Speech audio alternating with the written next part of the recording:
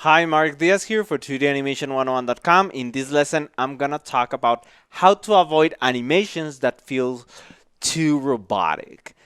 As we covered in the last lesson, when you use very few drawings to cover all your character expressions, you are not gonna get good animations. They will be mediocre at best. If you missed that lesson, you can check it out here at 2d101.com / less drawings. Okay, in there we learned that we can have all the sound and everything, the characters, the background, everything beautifully. But if the characters are not expressing emotion, they will look robotic. So how do we avoid animations that feel too robotic? How do we know if we're doing enough drawings, right? Okay, here's the challenge. We want to do as much drawings as needed to have the perfect emotional expressions, right? But we don't want to make too many drawings. That is, drawings that we are ultimately not going to use. So, it's an interesting challenge, right? We need as much drawings as we need, right? But not too many drawings to waste our time, drawings, expressions that we won't use. So how do we solve this problem? Well, the solution is very simple. One single word, actually. Ready? The word is storyboard.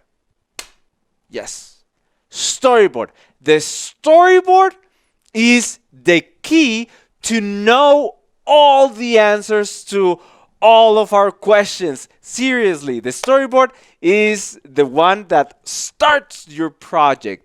From it, you can have an idea of the sounds you're going to use, the backgrounds you're going to need, how the voice talent will need to perform, how scared or how surprised or excited, how many character angles to draw, and most importantly, how many emotional expressions do we need?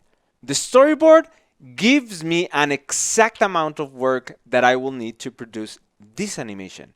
It helps me visualize my work. I don't make creative decisions when I'm in the middle of the animation. Okay, no. I try to do all my creative decisions in this storyboard because producing the images, preparing them for animation, and actually animating each scene takes time. And time is limited. Of course, on longer projects, we usually get creative, and in the middle of a scene, you might come up with new ideas to add to the animation, right? That's what happens. Well, at that point, what we do and what all professionals do is this. We go back to the storyboard and test it there. Why? Here's why. Because doing a quick sketch is way cheaper and way faster than actually producing and animating the whole scene. For example, creating a quick storyboard for the hunters only took me 25 minutes. Seriously, 25 minutes. And you want to know exactly how many hours it took me to produce the rest of the animation? Okay, it took me 69 hours. Some of my team offered to help, but I decided to do it all on my own in this production just to prove that you can produce a complete animation on your own. Okay?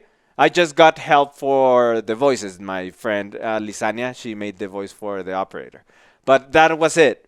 If you're interested in knowing all the little steps that I took in detail to create this animation, I can send you a full report of the project The Hunters to your email. Okay, so for that, just go to 2d101.com /report.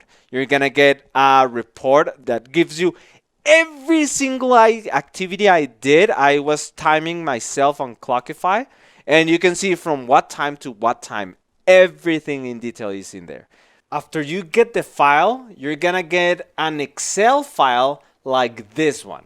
In here, you can see all the little details, everything I did, every task, everything I was doing, with the date, when I started, the time, the hour, the duration of each task, the price if we were to charge, and how much would it be.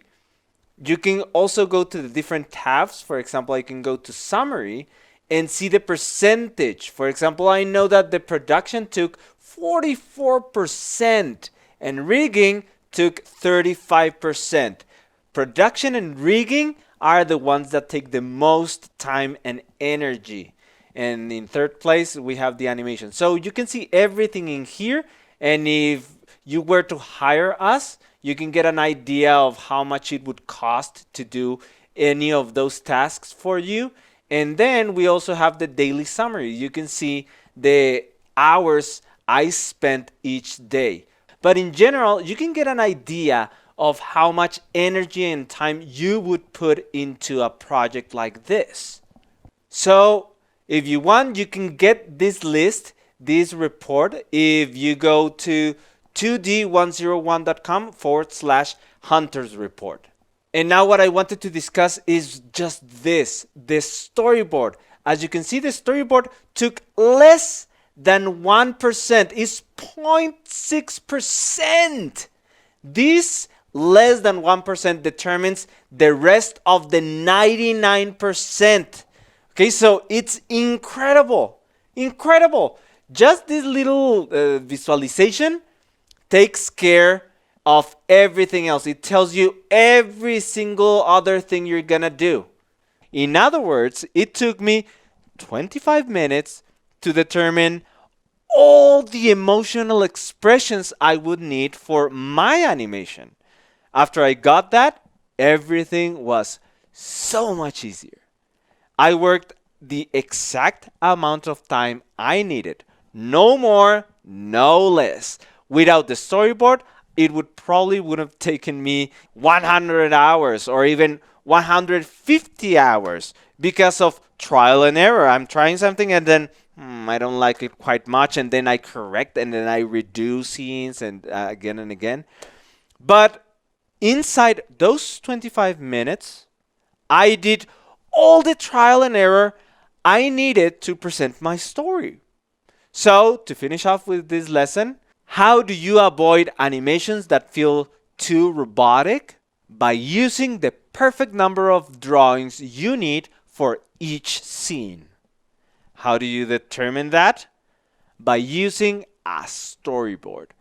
So it's better to do your trial and error in a storyboard. It's easy, it's fast, and you can sketch and erase super fast.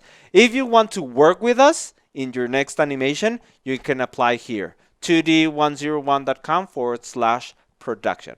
And that's it. Until next time, this is Mark Diaz for 2danimation101.com. Take care.